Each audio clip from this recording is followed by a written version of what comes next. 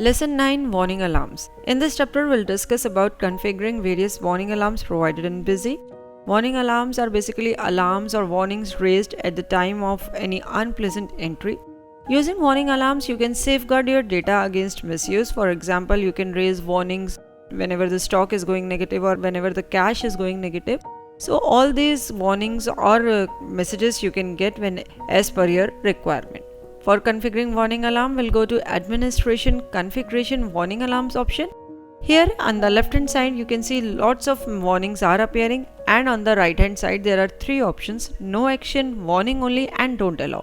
If you specify or select no action against any warning, then no action will be taken whenever that condition arises. Basically that condition will be totally surpassed.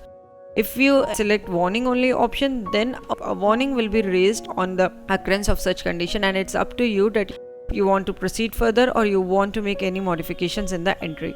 For example, if you have set a warning alarm negative cash to warning only, then while making any entry, if your cash is going negative, a warning will be shown to you. It's up to you that you can save that particular transaction or you can change the cash amount or you can make any other entry first so that the cash doesn't go to negative. Next is don't allow. If you set any warning to don't allow, then you will not be able to surpass that condition. For example, if you have set negative stock to don't allow, then you will not be able to save that transaction if till the stock is going negative. So if the stock is going negative, then you will not be able to save that transaction. So this is the don't allow option. So it's up to you. You can set any warning to no action, warning only, or don't allow.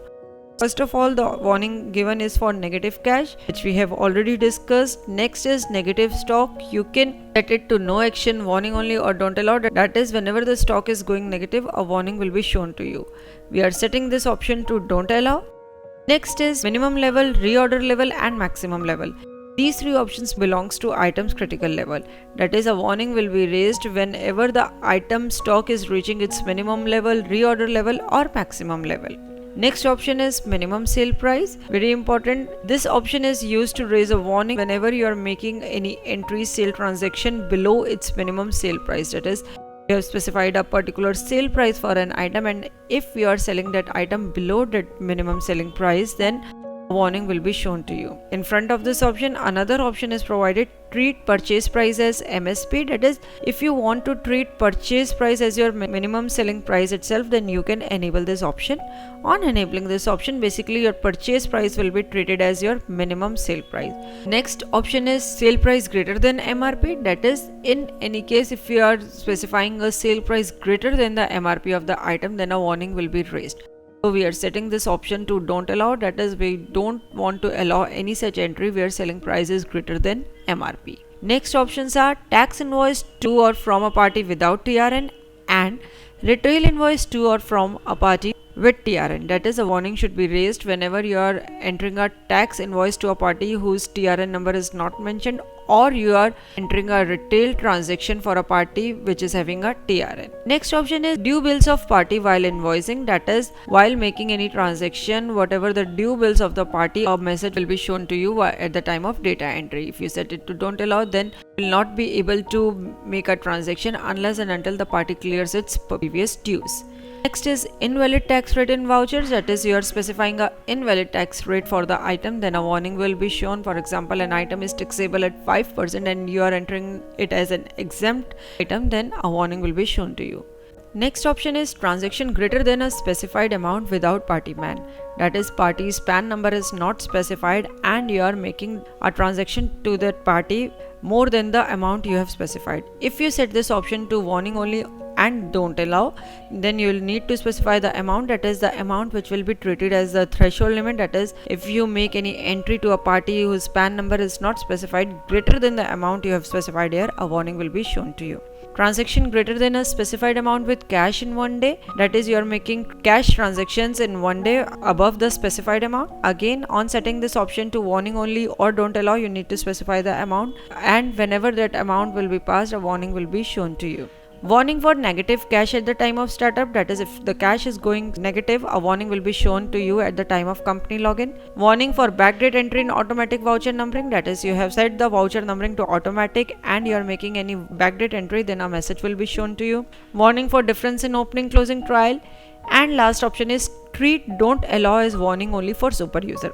That is for super user, if you have set any option to don't allow, then it will be treated as warning only. But if you disable this option, then the warning will be treated as don't allow only. So this is the warning alarms options. Click save button to save the configuration. Now we are creating an item master. We'll go to item add option, specify the name of the item print name, group, unit, opening stock quantity, items tax category. Now we are specifying its prices like sales price, purchase price, MRP and minimum sale price. You can have a look at these prices. We have set the sale price to 2200, purchase price 2100, MRP 2300 and minimum sale price is 2150. Now we'll set the item's critical level. We are specifying the minimum level as 1, reorder level is 2 and maximum level is 10. So these critical levels we have defined with the item. Click save button to save the item master. Here one point I would like to mention is that we are currently logged in from the super user. Now we will go to our transactions, sales, add option, specify header related details of the voucher, select sale type, party. Now select the item. We are selecting the item that we have just created. Specify the quantity. On specifying the quantity, you can see Busy has shown the message that stock of the item is going negative, cannot continue now. As you remember, we have set the option of negative stock to don't allow. You cannot proceed further unless and until you change the item quantity so that the stock does not go negative. So here we are reducing the quantity to 1. Now we are changing its price, sale price. We are setting it to 2350. Specify VAT related bill sundry. Click save button to save the transaction. On saving the transaction, Busy has shown a message that sale price of this item is greater than MRP. We have set its MRP to 2300 and we have specified the sale price as 2350. So Busy has shown this message. Now we'll again go to warning alarms by going to configuration warning alarm option and will enable this option treat don't allow as warning only for super user. That is, for super user, don't allow warnings will be treated as warning only. So now we'll see how this option will impact our transactions. Click save button to save this configuration. Now we'll again go to sales voucher by going to sales add option, specify header related details of the voucher, select item. We are again selecting the item Sony Bravia LED TV, specify the item quantity. On specifying the item quantity, Busy has shown a message that stock of this item is going negative. Would you like to continue? Though we have set this option to don't allow, but here Busy is treating it as warning only because we have enabled the option of treat don't allow as warning only for super user. The super user has the authority to surpass any condition because we have enabled the option in warning alarm of treat don't allow as warning only for super user. Now apply the bill sundry. Click save button to save the voucher. Busy has shown the message on saving the voucher that item is going below its reorder level. Would you like to continue? So it's up to you. You can click yes button or no button in this transaction to continue further. Now we are entering a payment voucher. Here we have debited the water and electricity expenses and we have credited the cash account. On saving the transaction, Busy has shown a message that cash balance is going negative. Would you like to continue? So it's up to you whether you continue this transaction or change the amount so that cash does not go negative. So these are all warning alarms provided in Busy. At the end of the chapter, we have provided certain exercise. You can view the exercise on screen and attempt it. Hope after going through this chapter, you would be able to easily use and configure warning alarms in Busy. Thanks for watching. For more videos, subscribe to our YouTube channel.